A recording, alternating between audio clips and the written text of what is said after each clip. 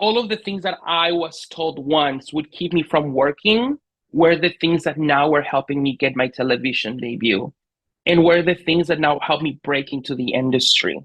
All the things that made me, that I was so afraid of and so against it for so long, are the things that help me make my dream come true and continue to help me make my dream come true.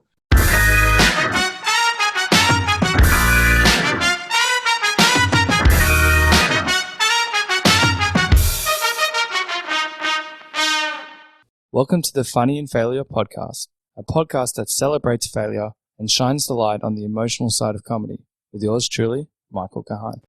Today's guest is a spark of love. I absolutely fell in love with Fernando's attitude and mindset around making everyone around him shine. Plus, he's always able to see the positives out of every situation, no matter how grim they may appear to be. One of the many topics we covered was around embracing your individuality and being proud of who you are, which I think is a great message for all.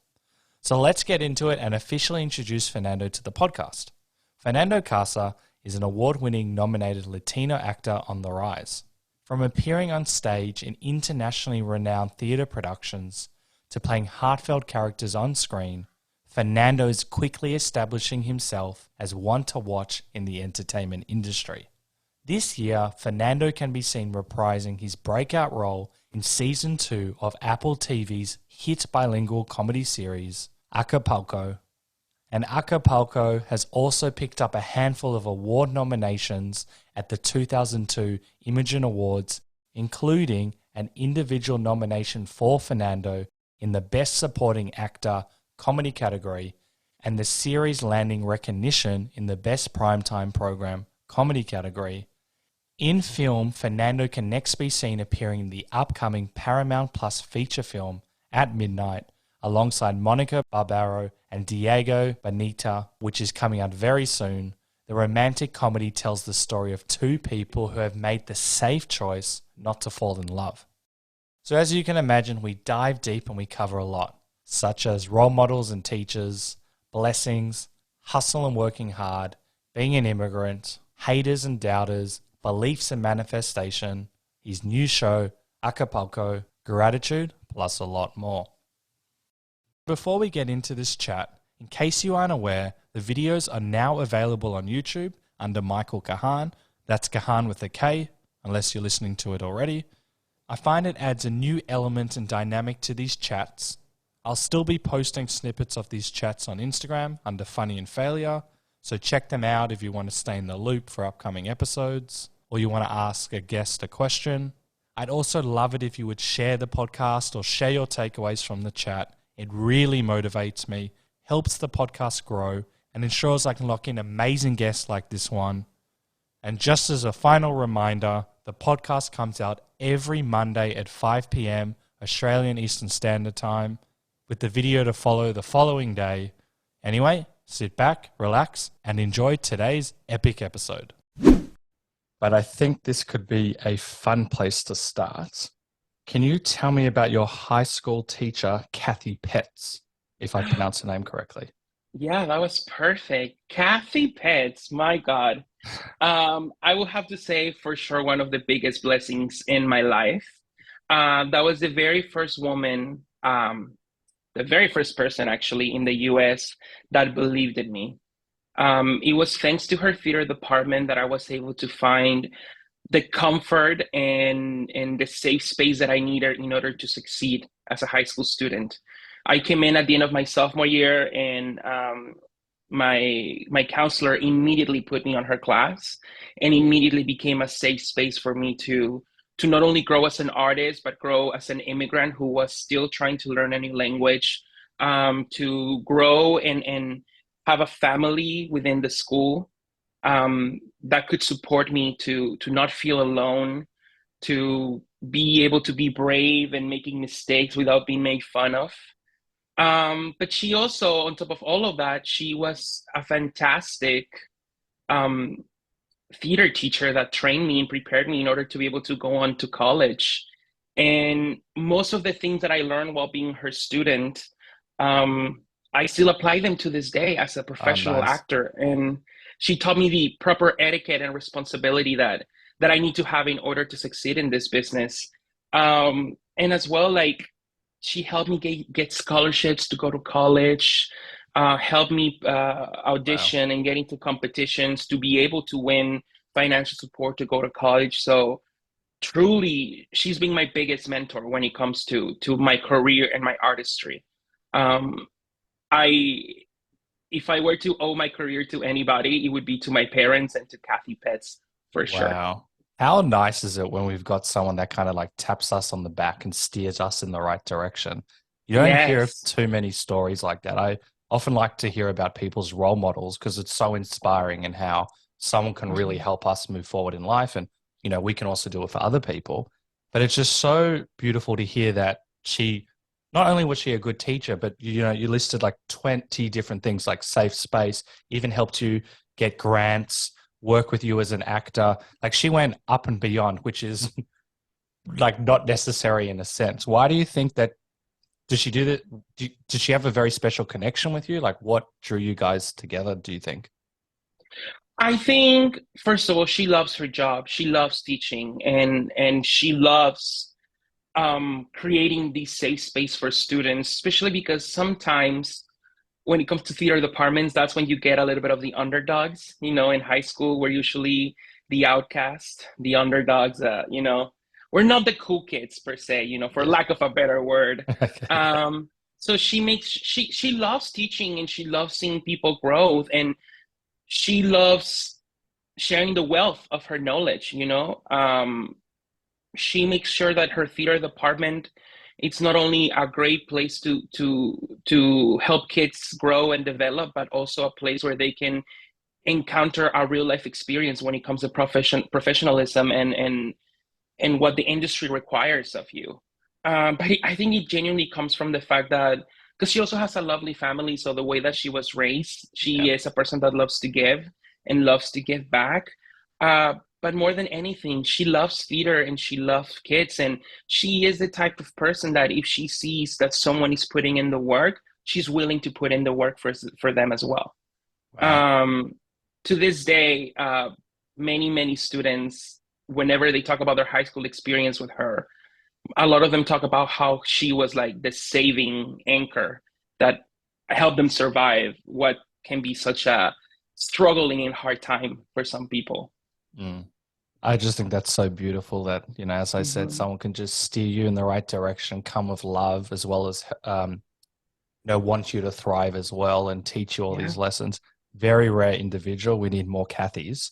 I have this quote we for really you. do. Yeah, it would honestly make the world a better place. It's kind Hmm. of like a guardian angel in the sense of that word. But I found this quote of yours, and I'd like you to expand on it. Her trust in me was so impactful that she allowed me to believe in myself even when the world told me I would never make it. Can you expand on that? That's quite profound. Yeah, I've been a plus size person since a very young age. Since I can remember, I've considered myself to be a plus size person. And before I moved to the US, I used to train when I lived in Mexico as well. And a lot of opportunities were taken away from me because I was a plus size person, not because of my lack of talent or work ethic, just because of the way that I looked. I cannot tell you the amount of times people bullied me, people made fun of me, people pointed at me, and people Oh, told me wow. that I will never make it into this industry because of the way that I looked, because I was Wow. acting too feminine, because my teeth were, there's a gap between my teeth, my nose is too big. People don't like people that look like me on television, things like that. And Kathy Pitts was the first person that I felt like she didn't see me for all of those things that other people had seen me. She saw my talent. She saw my passion, my hunger for success, my um my need to thrive. She saw my work ethic and she took all those things and skills that I already had and she perfected them. And multiple times she made me the lead of her productions because I proved on auditions that I could play the lead, not because I looked like, Brad Pitt. Yeah. And And also, when you move to another country and you're an immigrant and you barely speak the language, that can be so intimidating. And Kathy Pets always found a way to make me feel like, to help me grow, to better my pronunciation, better my dialect, but at the same time, they take those things that make me special, and like my accent, like the way that I spoke English, and try to find musical theater songs and musical theater pieces that also fit that persona at that time, that Very we could cool. find material that perhaps was not at the level that I was eventually going to get at when it comes to pronunciation, language, or singing fast or whatever, or songs that require impeccable diction because they're too fast. Like, she just helped me find material that served me at that early stage of my immigrant journey when it comes to my relationship with the language. But at the same time, she also gave me material that challenged me and helped me grow and helped me get to where I am today. And not a lot of people do that. Once I moved to college, I heard a lot of like, you need to change who you are, you need to speak differently, you're never gonna book jobs because of this, you're never gonna book Wow. jobs because of that. And Kathy Pett saw just the person, the talent, and the passion. And it was the first time that someone made me feel like I was enough of a performer, for sure. That is so beautiful to hear. I want to pigeonhole like the perception and the look because we can talk about that for 5 hours. I want to build a bit of a timeline because I think you're underselling in a positive way your story of how like crazy and the challenges involved. I think you finished school at 15, which is I don't even know how that works. Please tell me how that works in a moment. Then you moved to USA at a very young age. It's still very young. And, obviously learning a new language is extremely tough. And then you want to get into acting, acting. I think you also did singing and dance as well. But acting Mhm. is, about the language. And that's already one of 10 of the challenges you said as well. You've mentioned financial challenges as well. Did you have, let's just build a bit of a timeline. What happened? How did you finish school at 15? And then what made you actually decide to go to America? So I finished school 15 in Mexico. That's what I meant. Like, Yeah, I yeah, yeah. finished school there, and it's a little things work a little bit different. Like, the years are different, and like elementary school is shorter in the US, and then high school is longer. Like, the years just line up differently. Yeah. Um, so I mean, in Mexico, I've been training performing arts since I've been 7 years old. Since I was seven. Crazy. Um, and honestly, by the time that we were able to get our green cards to move to the US, I kind of like just finished my chapters and the studies that I had to do in Mexico. And I just kind of like took whatever credits I could and moved them into the US process, which required me to take summer school every single summer, my whole time through high school and all through college. Wow. I was doing summer school every summer of my No life. breaks. That's brutal. Yeah, and all of it was in order to be able to match the level of my classmates in the US. But I mean, I had been acting for a while, and my parents were actors as well. I had been training singing and dancing as well. But when you move to another country and you're starting your life from zero, that just and you don't speak the language perfectly, you kind of speak it, but not really. That just brings a new set of challenges, because you're not only trying to develop your life here, trying to find a home and have to fill it up with furniture when you don't have anything. Your parents have minimum wage jobs, and you're trying to do your homework. Like, I would get up every day at 5:30 in the morning because it took me 30 minutes to get to my high school. I live 30 minutes away, so I had to wake up every day at 5:30 Oh, so I could that's get tough. ready and then drive 30 minutes. And then I would come home. I mean, I would go through school the whole day. Then I would have rehearsal for our musical or our play, or whatever. Because also some dance and choir, so whatever other responsibilities I had.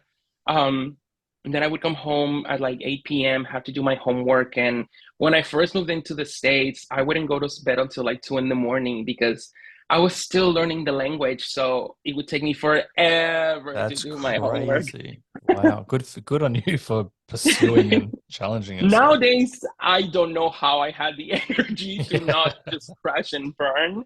Mm. But I feel like it is this immigrant passion and mentality that we have.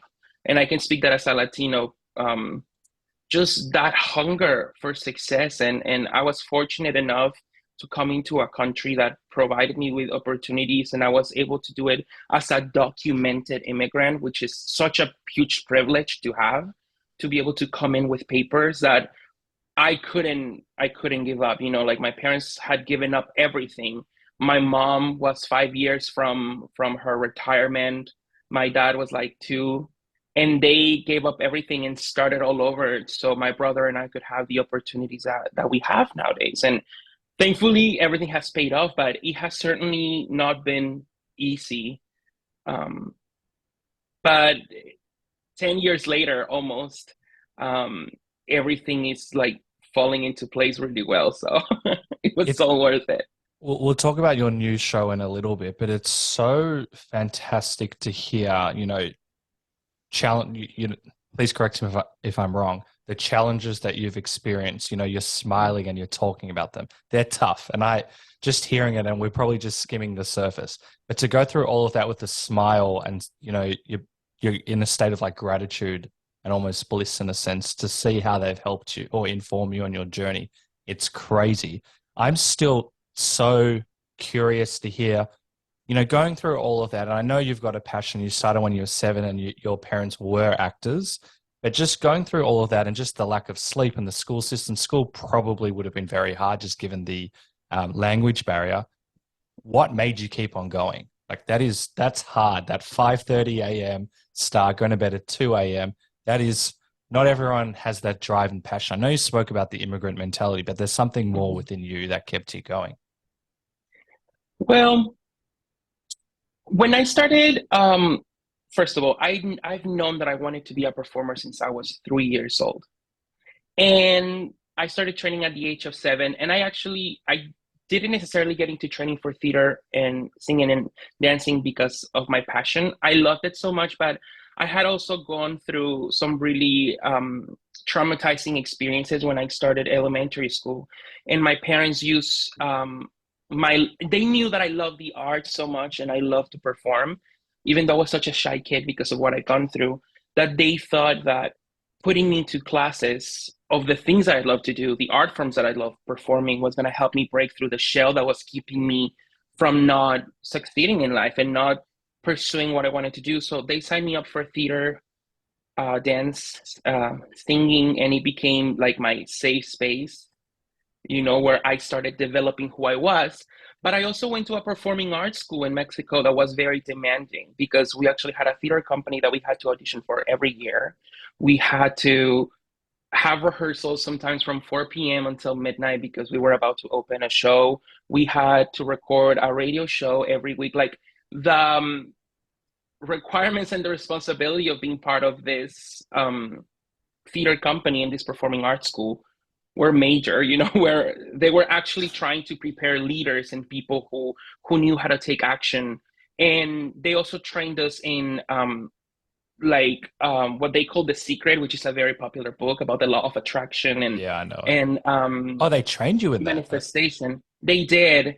I don't know if this is how you say in English, but in Spanish we call it metafísica, metaphysics. I don't know if that's the right translation. No, metaphysics. Yeah, metaphysics. Yeah, like just basically programming our brains and ourselves to succeed and to constantly pushing on.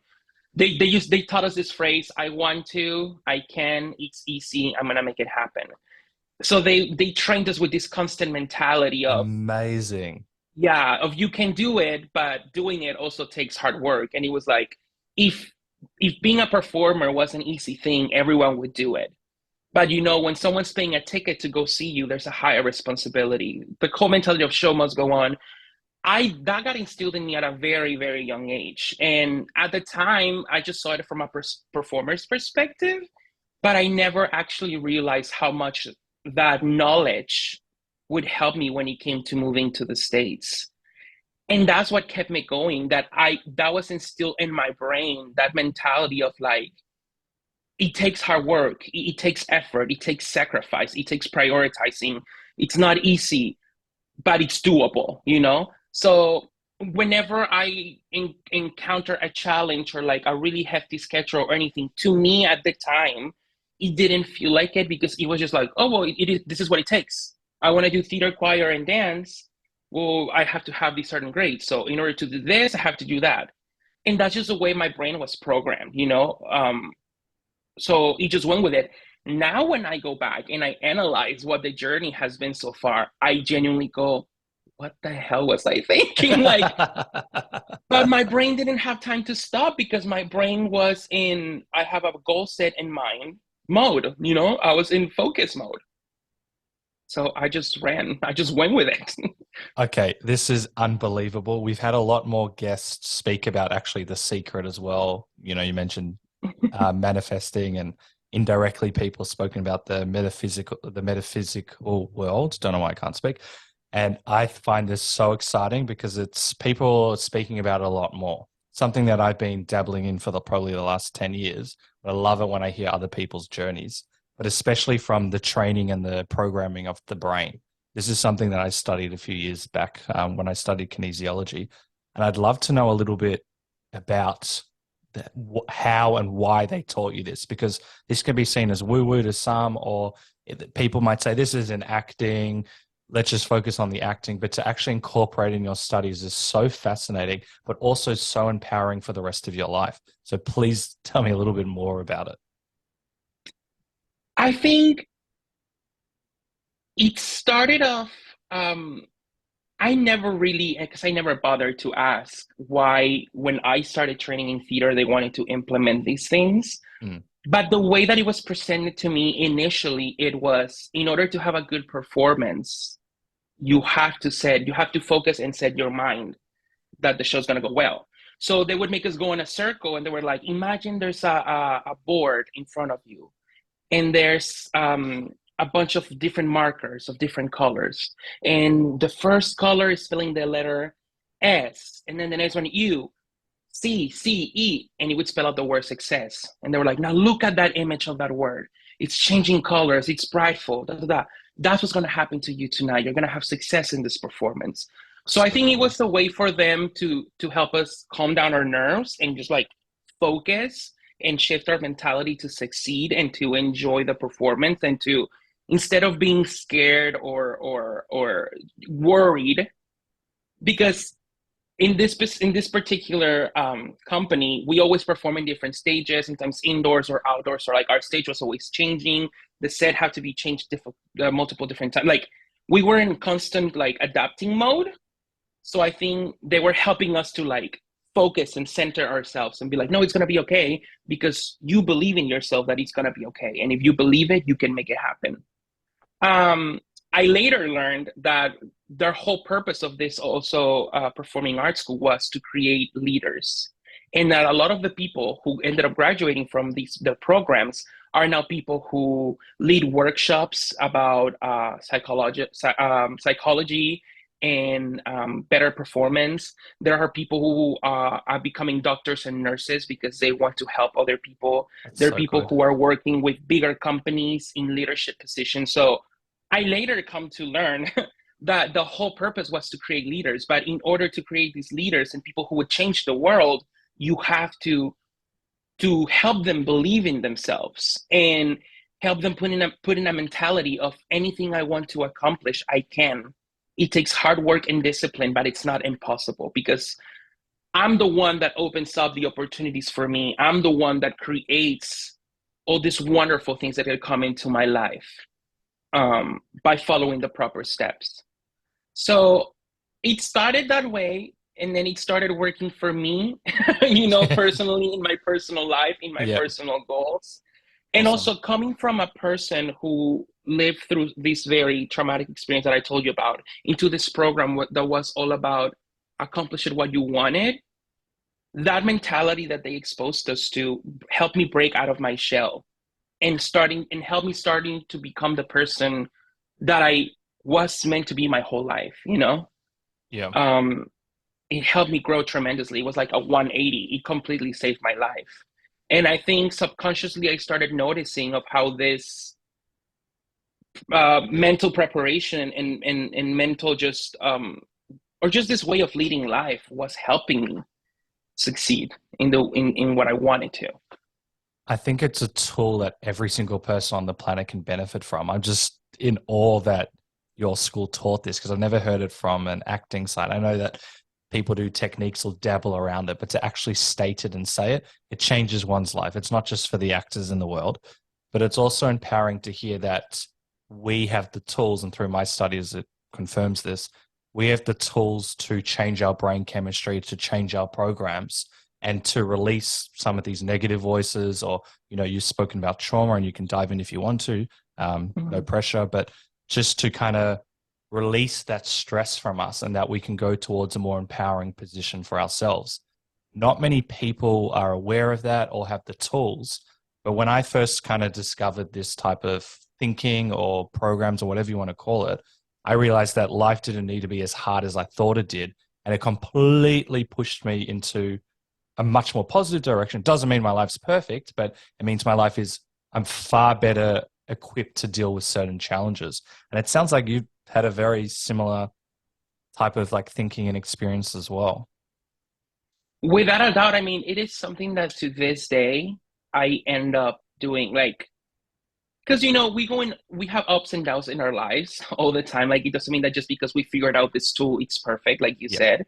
So I think for me, the biggest example is my show Acapulco, making my TV debut on the winter of 2020, which is when I sent in my tape. That was December of 2020.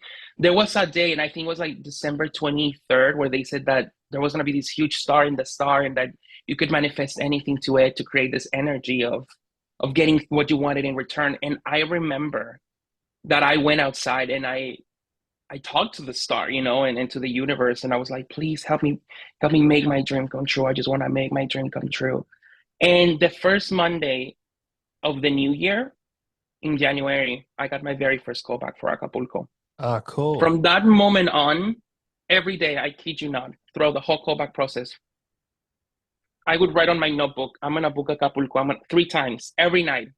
And it ended up happening. And that's happened to me with 2 other projects as well.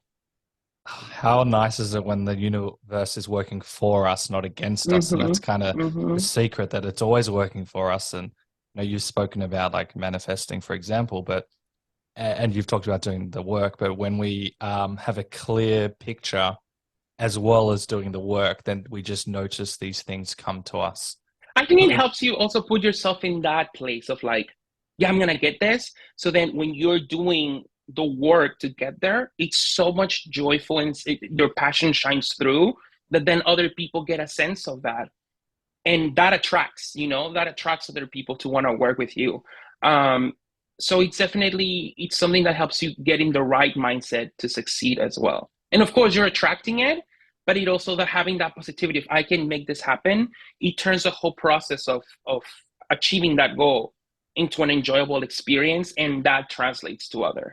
Yes, that you've said that way better than me. And it's even I've said this example before, but I'll just make a new one. Me and my friend could see a situation, and it may have been that we lost a basketball game, for example. Whereas my friend could go, that was the worst experience, we lost the game, and life sucks, I lost the basketball game. Whereas I could potentially say, you know what, we lost, but this is what we need to do better. So now I'm going to practice my dribbling. I want to shoot a basketball. I'm going to do all of these things. But and those experiences have happened throughout my entire life. That's probably not the best example, but 2 people seeing a situation completely differently. And the one that has more of a positive outlook, that's willing to actually learn from it, through my experience, seems to be the one that gets better results, however that might be. And even if you don't get, inverted commas, better results, the process, as you said, is a lot more enjoyable and fun and more enriching, because we've got that mindset that we're willing to grow or achieve a goal. And it just makes, as I said, much easier and less demanding, and the world's against us and so draining and negative.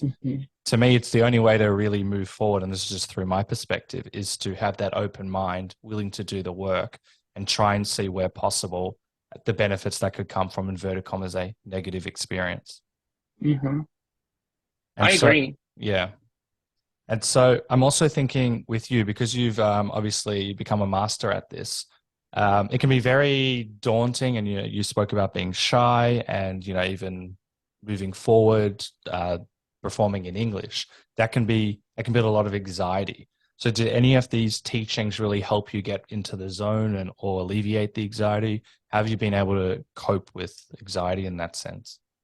I think, yeah, when I first moved, I mean, like I mentioned, Kathy Pitt's support had a lot to do with being able to fight against that anxiety of having to perform in a different language or having to learn a different language. Mm. But like you said, like this mentality of success and also um, telling myself that every experience is something that I can learn from Perfect. help me kind of figure it out that like, okay, just go and do it. And if you mess up, the worst thing that could happen is you don't get the part, and that's pretty much it. They don't say no, they only say no.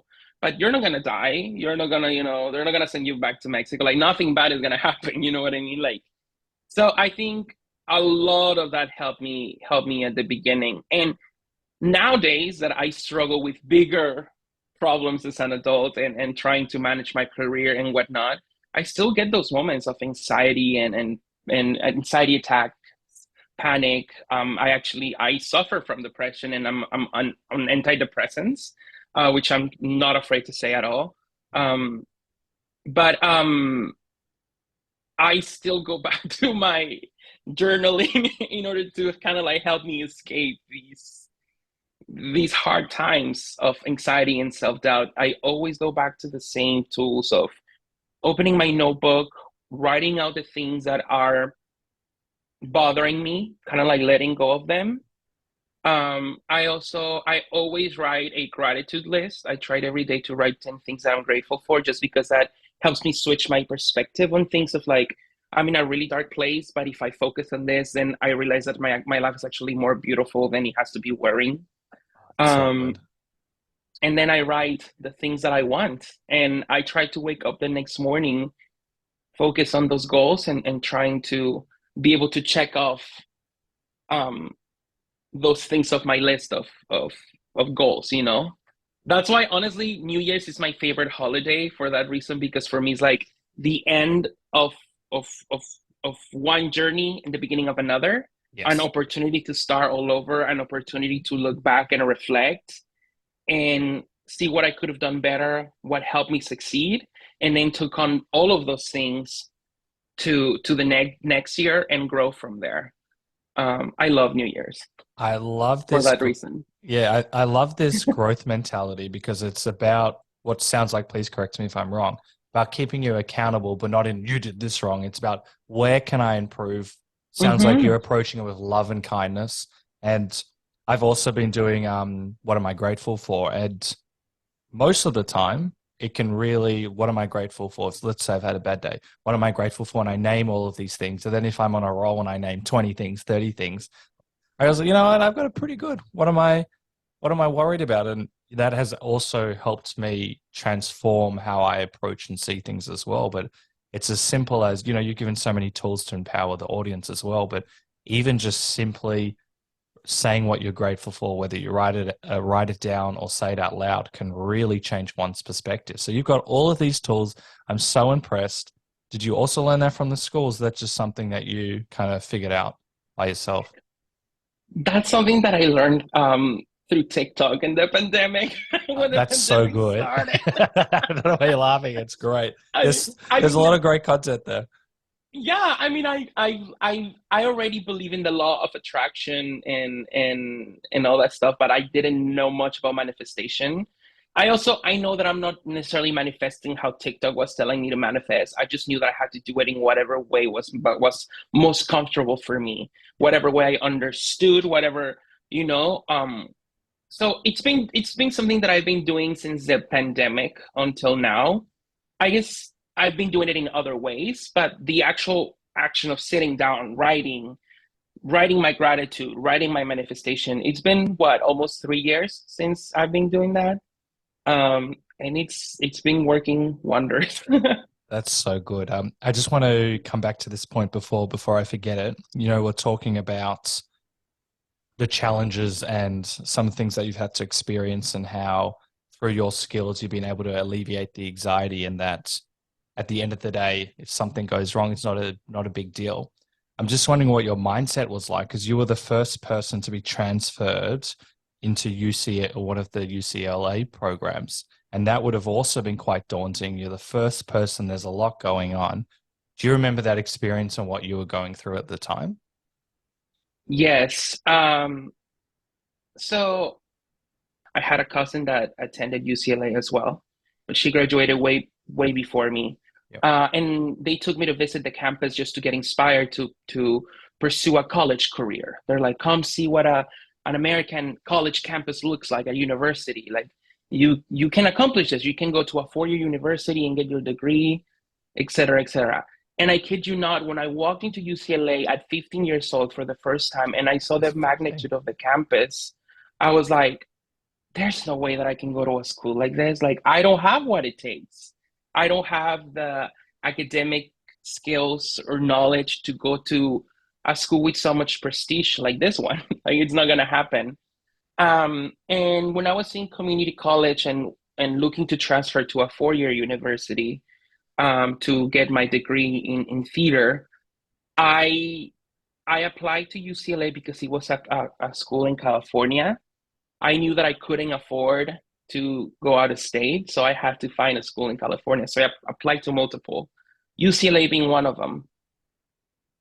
It was so scary going to that audition because the first thing they do is they put you in a room with all the other freshmen auditioning. I was auditioning to come in as a junior.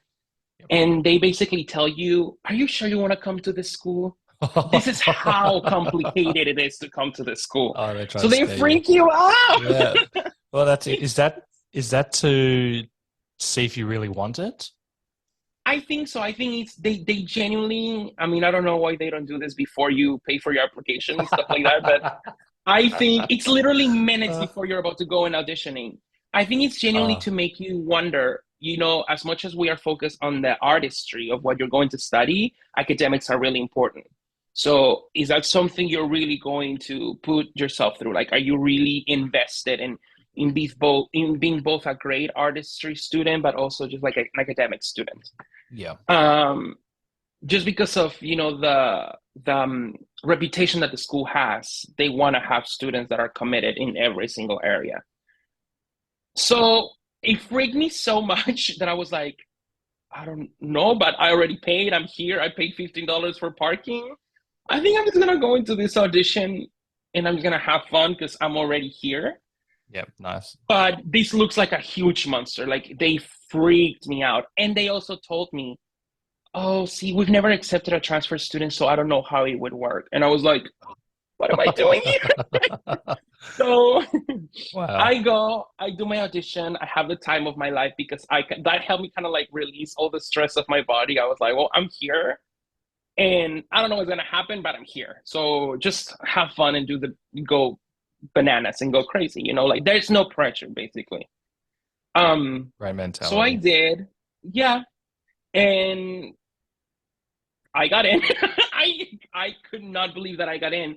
And I became their first musical theater transfer student in the last 10 years, I believe.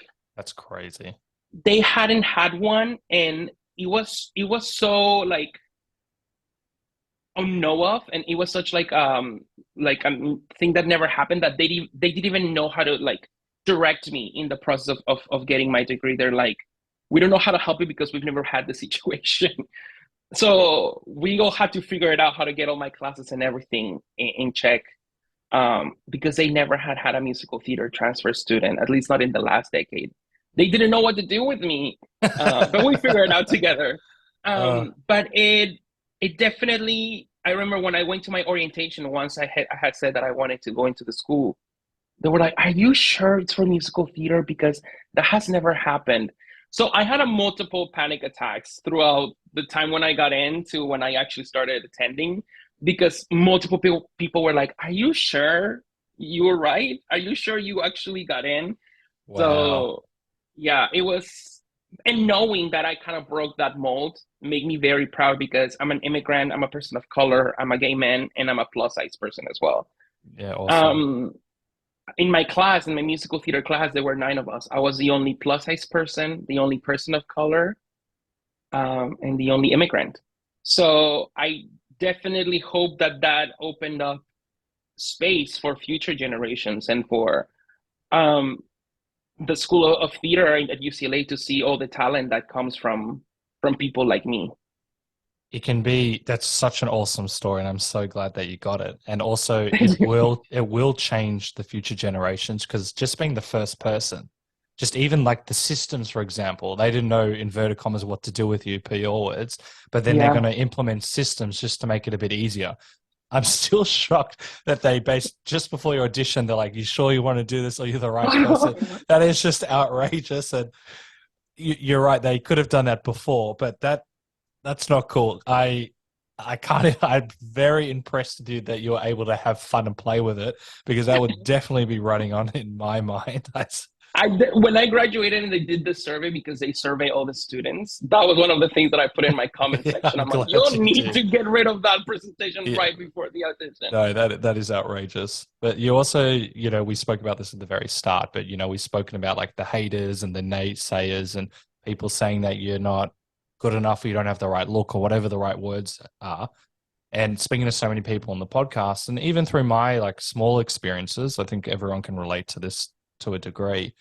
Society kind of makes us feel we have to be presented in a certain way, be a certain person, and that's not true. Like every single person is different. And it's the Mhm. differences that makes us unique. And in my perspective, if we lean into our uniqueness, that's what makes us successful. You figure this out at a ridiculously young age and you're embracing it now. How did you like accept that and realize that? Because if you've got so many different people saying, "Oh, are you sure?" or there's a lot of voices, that can be more powerful than the voice running in our head. So how the hell did you manage to overcome that and actually like thrive? I'm sure like that's still there to a degree, but you're thriving with it. It's really interesting, because when I was little and people used to be like, oh, people like you don't can be on TV or things like that, I remember telling myself, well, one day I'm gonna prove you wrong. But I also thought that that meant that I had to lose the weight, I had to get a nose job, and I had to get braces. And I was like, one day I'm gonna be a super skinny, muscular telenovela star, and I'm gonna shut you a lot.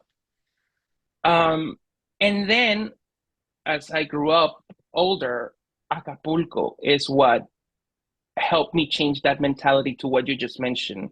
What makes you different is what makes you special, because I couldn't believe, and to this day, whenever I read the scripts, I couldn't believe that the writers that we're working with, the producers that we're working with, the show creators, that Apple who we're working with, Lionsgate, Tripa Studios wanted to write this character who was a plus size kid and who was so unapologetically himself.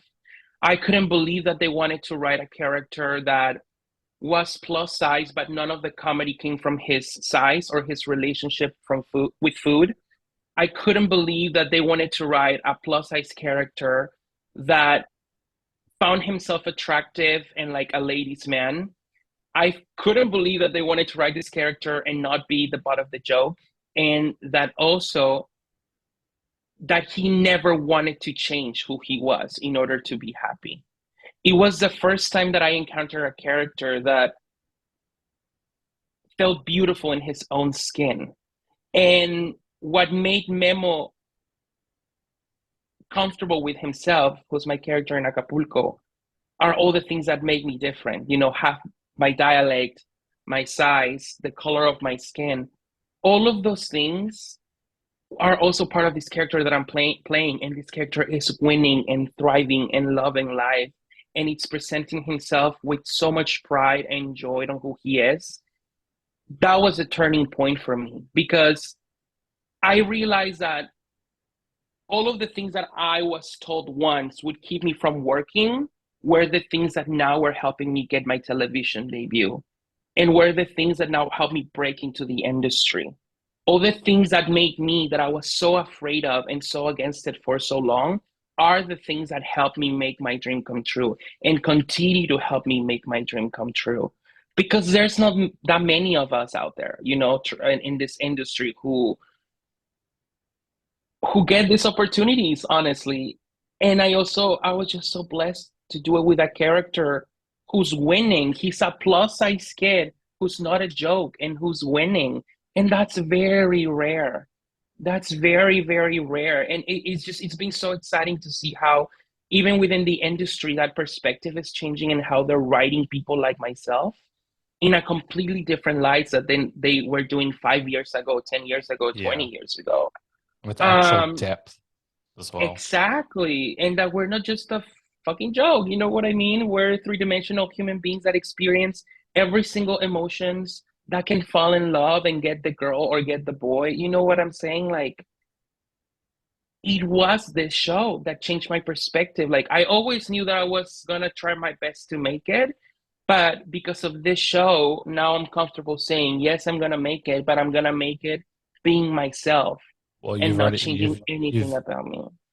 amazing. And correct me if I'm wrong, I feel like you've already made it just by putting all this work, going through the hard yards. And life doesn't need to be hard, but there are certainly challenges that we all go through.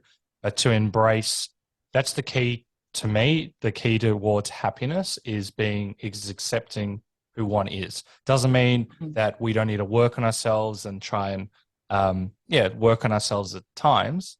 I constantly do that, so I'm just putting that out there. But to embrace who we are is essential, because if no one else is going to do it for us, we have to do it first. And you're a role model for everyone, because everyone's got aspects of themselves that they don't want to necessarily show or talk about. And I think it's so important that we have someone like you on screen, because it changes everyone's perspective. Like, it's okay to be different, because we all are different. And that's what makes this world actually a really fun place, is these different perspectives and these different personalities. And so I think that's really awesome. And also, it's just hearing part of your journey as well, that this character was like literally written for you. It just sounds like this was just a perfect match from the universe. I know that when you finished university or college, I forget what you call it in the States, that you get this job, or maybe the audition 6 months later, which is crazy. I've had guests only get like their big job like 10 years later and they're like superstars. But it just sounds like through everything that you've done and kind of keeping yourself accountable and working on yourselves, that the universe provided this gift. Because from what you're saying, this character is you. It's embracing the best aspects of yourself. So isn't that just crazy how these things kind of just work out when we're open to it? I feel like the most blessed person in the entire world Nice.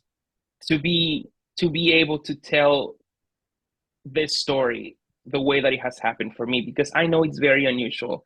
I know it's not the norm. I know that people wait decades before they get an opportunity like this, you know, and every day, every second that I get to do a job and I get to celebrate what I've done through premieres or screenings or whatever, I enjoy every single second of it, because it's such a blessing that I was able to do it. And I'm not saying that I haven't worked hard, and I don't want people to think that it just happened to happen, because No, I've of been course. working in a different way and in my own way. But I think it's beautiful to be able to share and share that is a testament to hard work and perseverance, you know, and loving yourself and embracing yourself. It's weird. It's weird. Like, I look at the screen and I don't think that's me. Like, it still hasn't synced in for me, Oh, interesting. which is really weird. But I just feel like the luckiest person in the world, and to this day, it's hard for me to believe. I have a lot of moments whenever I'm filming a project, and it happens all the time, when I'm going and going and going and going and filming, and then I have these moments where everything just gets super quiet, and I look around and I take a few seconds to take everything in, and I just go, what the fuck is my life right now? Amazing. Like, when did this happen? When were we able to turn the page and start writing this new chapter? You know, like, how, like, it just, these flashes of time, it's crazy. If I sit down and think too much about it, I start crying because it's just very overwhelming. Well, you're in this state of like gratitude and like bliss is probably the two best words I can think of, is that, Yes. the hard work has paid off, and you'll still continue to put in the work as well. But it's a journey as well. And it's also awesome to hear that this all built up towards this like new confidence in yourself. And this show, which I'd love you to tell us a little bit more about, has kind of like unleashed this quiet confidence or knowing in yourself. Is that how you kind of like see it or feel it? Yeah, I think it's definitely become very second nature for me. Um, I just did like an interview, a general meeting, sorry, with a production company, and they were like, "We love to see how unapologetically yourself you are. You are so unapologetically yourself." And I'm not doing that, thinking I'm gonna be unapologetically myself. I just kind of like go and exist in the world and try to enjoy the moment. And like I said, when you're enjoying something, it translates to people. So when they said that, I was like, wow, I I'm not even trying to try, to be confident. Apparently, I just am. So I think it's become second nature, this mentality of like you're good enough and you are enough as yourself. Why not show it to the world and just go for it? Um, Sometimes I need to remind myself, but for the most part, I think that just immediately clicks in because I mean it's been over 15 years since I've been using these tools and kind of like perfecting them, Key to which makes success. me happy. Yes, Yeah. I'm very proud of you. I think it's amazing. So many Thank you. tools to empower people as well. And in terms of this new show, can you tell me a little bit about it? How have you been feeling for season 2? I'm sure it's just, yeah, I'll leave it there. I've got 1,000 questions. I'll break it down otherwise. Well, Acapulco is the story of a young Mexican kid in his 20s. His name is Maximo, who, alongside his friend Memo, who's myself, they get a job of a lifetime at the resort of Las Colinas. But Maximo, as he goes through his journey of working at this magnificent resort in Acapulco in the year 1984, he discovers that life is full of difficulties and questions and actions that question your morality and a lot of growth. It's a bilingual comedy on Apple TV Plus for the entire family. We speak both English and Spanish. It has a beautiful, loving story. It talks about unity. It talks about love. It talks about respect. It showcases how two different cultures can come together and make this world a better place. And I play Memo, who is the lead's best friend and number one confidant and supporter. I'm his constant cheerleader. My character is a kid that's full of passion for life and has a lot of dreams and goals. And he's so naive, and that naiveness comes from wanting more from life. So it's a feel good comedy with wonderful writers, a wonderful cast, and beautifully and aesthetically very like pleasing to watch. So we have 2 seasons out already on Apple TV Plus, and I would encourage everyone to go and watch it. And I promise you that you will cry, you will laugh, you will have all the feels, but we will always put a smile on your face. That is such a nice message. And from the small clips I've seen, it looks hilarious. And also the colors look amazing. It's done very Yeah. well. It's very Mm-hmm. crazy. And, this is something we've spoken about a bit on the podcast as well. One, it's crazy and you deserve it to get this experience of, being in season 1, which is already a whirlwind of emotions, which we've spoken about. Then there's that period of, oh, is season 2 going to happen? It's probably on your mind all the time. You don't know. There's as we said, a whirlwind of emotions. It's super tough. You got season 2, which is very rare these days. Not many shows go to season 2, and I'm a screenwriter, so that's scary for me because I've got all these shows that I want to get made, and hopefully one will get made, but I'll have to talk about that another time. And just that, it's not just you get a show and you become one of the leads. That's super tough, very impressive.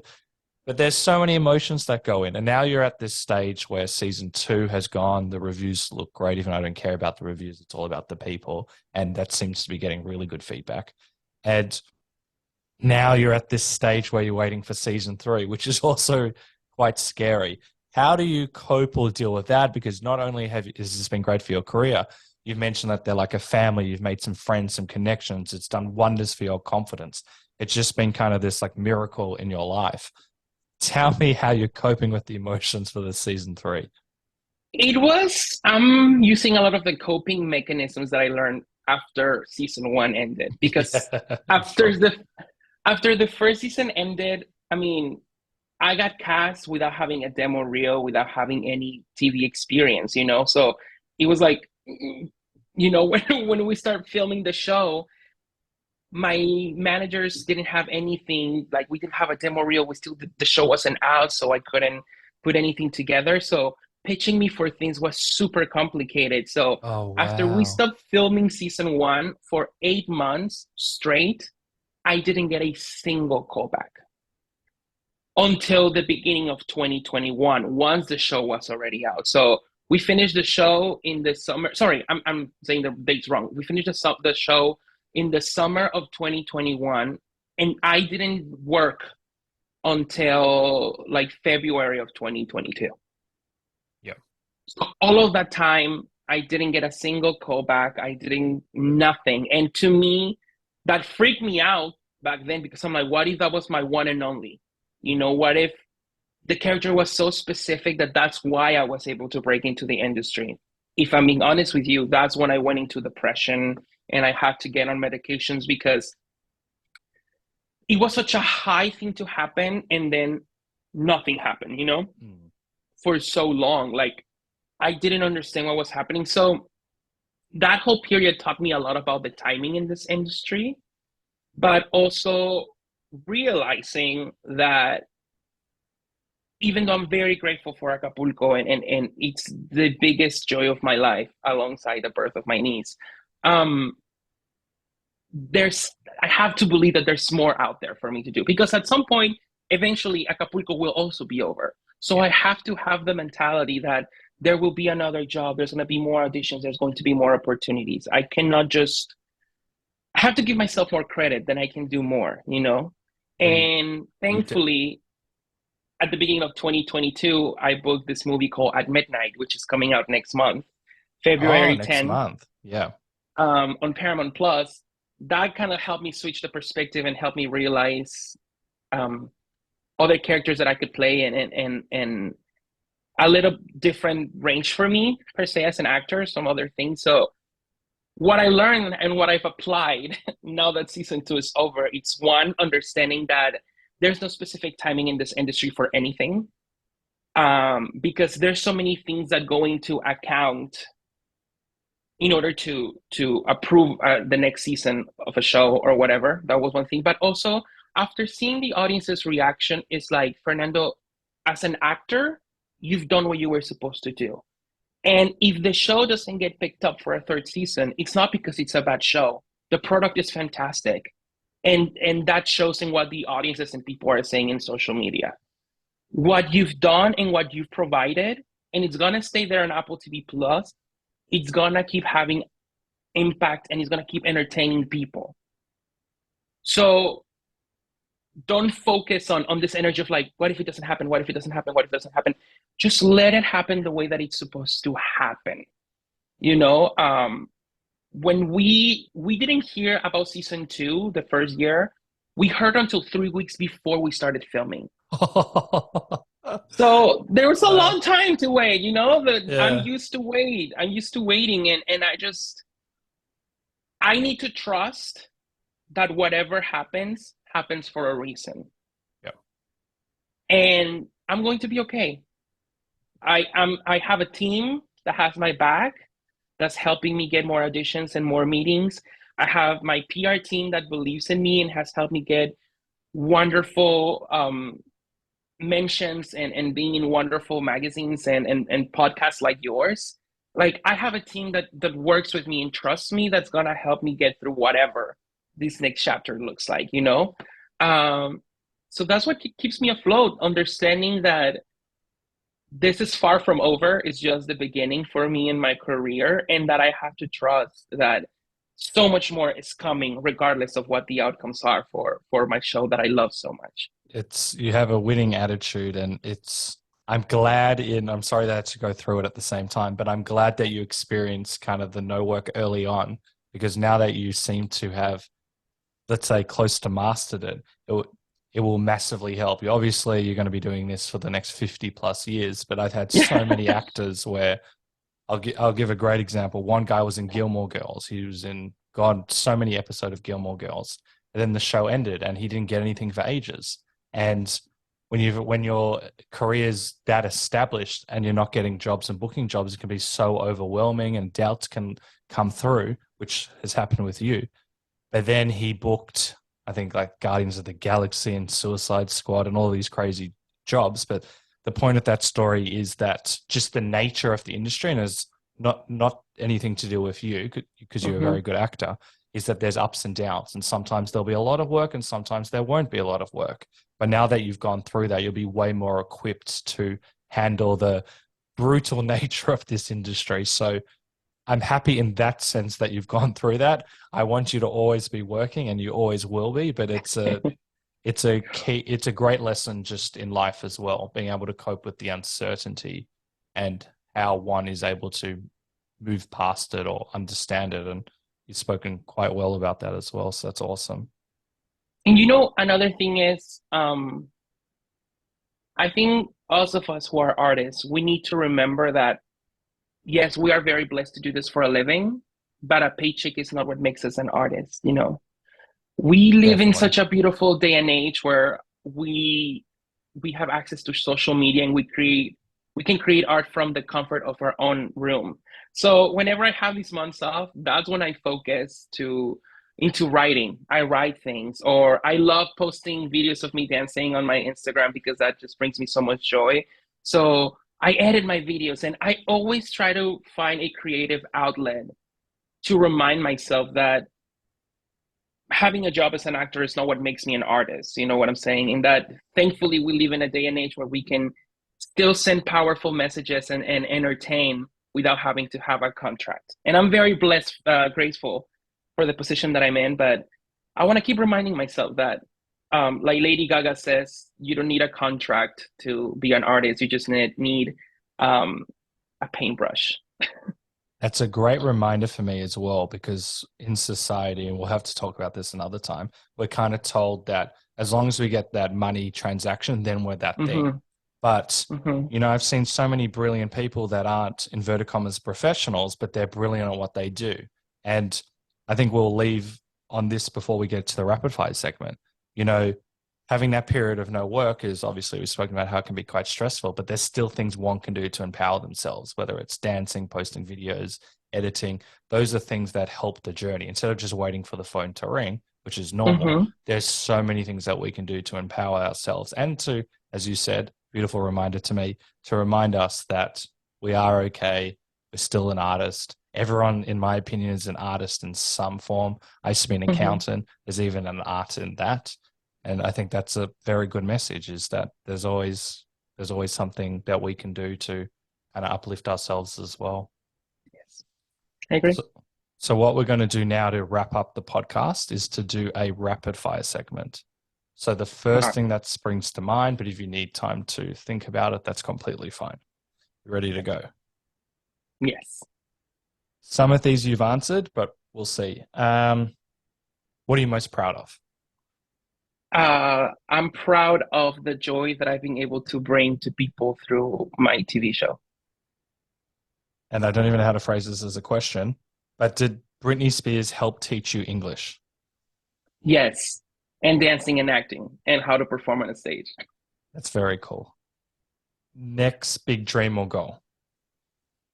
I want to do a musical project, a musical comedy, whether that's on stage or on film, or release my own music. Oh, yes. Do you write your own songs? Is this something that you've, I have a yes. few songs that I've written. I need to get in contact with someone that knows how to produce music. And I've been trying to find contacts to this moment. I haven't been able to, but we're working on it to hopefully have at least something come out by the end of the year. Oh, well, we've put it out here. If there's anyone listening, get in touch. Um, Favorite thing about yourself? um, my ability to live every day like the way that it's supposed to be, like worth living. Like I make sure that every day feels like, I don't want to say that feels like the last one, but like that it felt worth living. That there's at least one thing in every day that I live that I feel like that was worth living, or like that's what makes life worth it. That's Basically. true for everyone. I'm putting that out there. If What would you do if you knew you could not fail? Um, what would I do if I knew I could not fail? Um, I would try my best because that's all I can do. I'm not going to comment, but that's a great answer. If you could gain any skill in the world, which one would it be? Ice skating or playing piano. Very interesting. What brings the best creative content out of you, or what keeps you motivated? Dancing in my room. Last few, I've got a list of like 50. Most embarrassing thing to ever happen to you on stage or performing? There's quite a few, but We all so have. far the biggest one was while filming one of the episodes of Acapulco, sorry. My pants came undone and I showed my tidy whities to like 50 background actors. Uh, that's not that bad. What were you feeling in the moment? How did you overcome that? I And was concerned. I was concerned for two things. One, because I ruined the take because I had to be like, wait, God. And the director was like, what? And I'm like, my pants fell. So one was fear, and the other one was like, oh my God, my everyone just saw like my because they're like the tidy whities, they're like the one that looks like a not like a thong, but like a brief, like a no, like a speedo. yeah, So people saw part of my butt cheeks. No, just a little embarrassing. yeah, that's fair enough. That doesn't. And then could you quickly get back into the scene afterwards, or do you need to take a deep breath? No, I put my pants up, went back to my first position, and we went again. Oh, that's It was the last few takes of the day, and I was not gonna waste any time. We gotta go. that's awesome. Funniest thing someone has tweeted about you or commented about you, if anything springs to mind. um, Someone said for the one time they were like, "Please, Apple TV, give us a season 3 for the love of Memo," and I thought it was really funny. That's Um, awesome. Any advice you want to give to people who want to try something different or new, but perhaps are a bit fearful of doing so?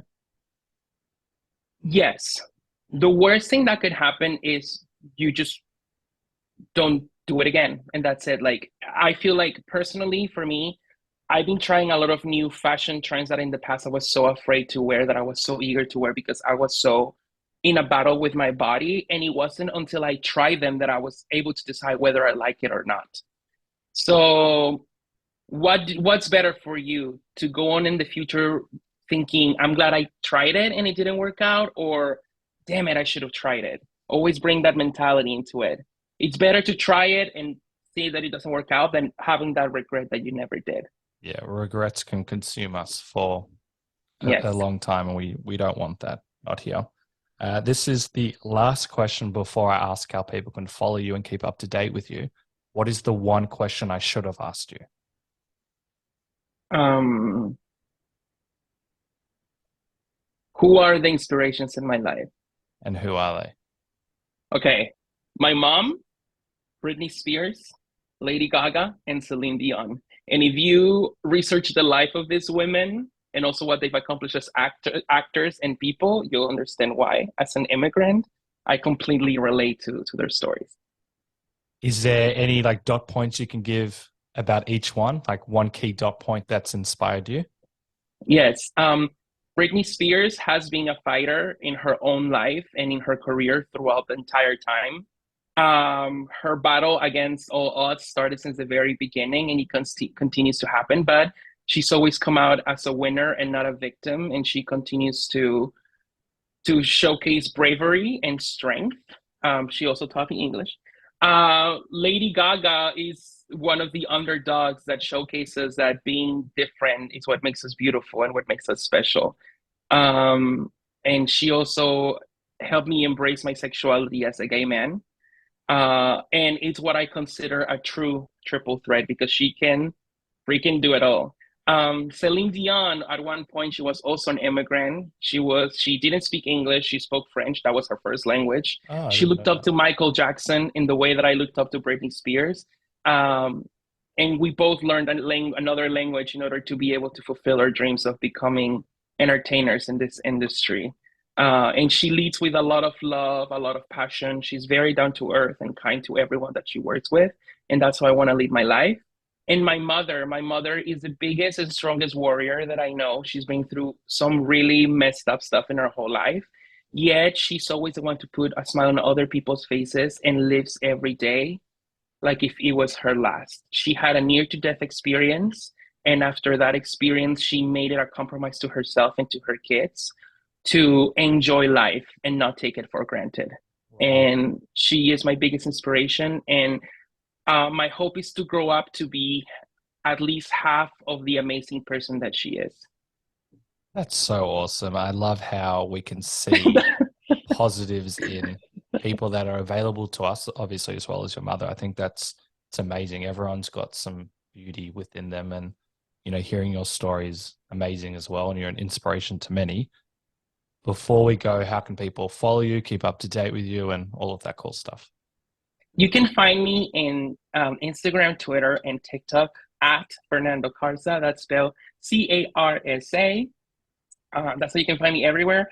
I'm mostly active on Instagram. That's where you can find more things about my private life and my day to day and what I like to do when I'm not playing a pool boy in a Mexican resort in the year 1984.